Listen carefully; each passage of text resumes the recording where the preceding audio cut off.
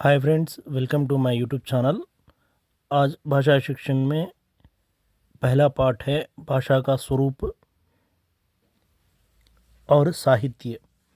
इसमें भाषा का प्रयोग केवल मनुष्यों द्वारा ही नहीं, इतर प्राणियों द्वारा भी होता है।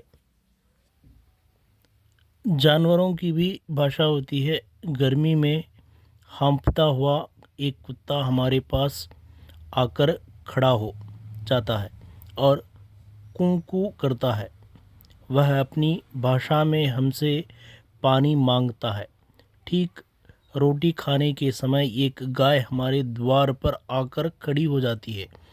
वह अपनी भाषा में हमसे खाने को मांगती है।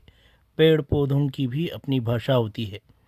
ग्रीष्म ऋतु में वर्षा ना होने पर वे मुरझा जाते हैं। वे अपनी भाषा में अभिव्यक्त करते हैं, हम दुखी हैं। मेघ पेड़ों को इस भाषा को समझाते हैं, झरझर करके अपना जल उन पर बरसा देते हैं। पेड़ पौधे हरे भरे हो जाते हैं और लहलहाने लगते हैं। वे अपनी भाषा में कहते हैं, अब हम प्रसन्न हैं।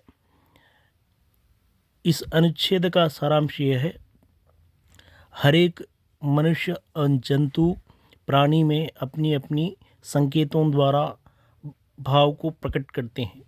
अपनी भाषा को अपने अंदर प्रकट करते हैं। ग्रीष्म ऋतु और उसी तरह पेड़ पौधे, उसी तरह जीव निर्जीव जो भी है अपनी अपनी भाषा में, अपने अपने संकेतों में भाषा को प्रकट करते हैं। उपर्युक्त वर्णित सभी पदार्थ तो चेतन है। जड़ कहे जाने वाले पदार्थ की भी अपनी भाषा होती है। हिमालय पर्वत अपने स्थान पर निश्चल खड़ा हुआ पुकार पुकार कर जो कुछ कह रहा है, उसे एक कवि के शब्दों में ऐसे व्यक्त कर सकते हैं। यहाँ इस अनुच्छेद में अब हिमालय पर्वत से और उससे आने वाली मनोभावनाओं को एक कवि ने अपने शब्दों में किया है, वह देखेंगे। खड़ा हिमालय बता रहा है, डरो न आंधी पानी में, डटे रहो तुम अपने पथ पर, कठिनाइयाँ तूफानों में। यहाँ हिमालय की वर्णन की जा रही है। खड़ा हिमालय बता रहा है, डरो न आंधी पानी में, डटे रहो तुम अपनी पथ पर, कठिनाइयाँ तूफानों में। जब जड़ तथा चेतन प्राणी भाषा का प्रयोग करते हैं तो मनुष्य के द्वारा भाषा का प्रयोग करना कोई आश्चर्य की बात नहीं है।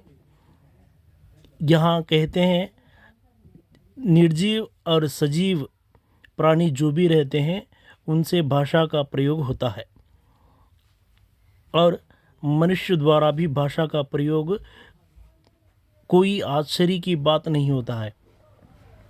मनुष्य का प्रयोग दो रूपों में करते हैं।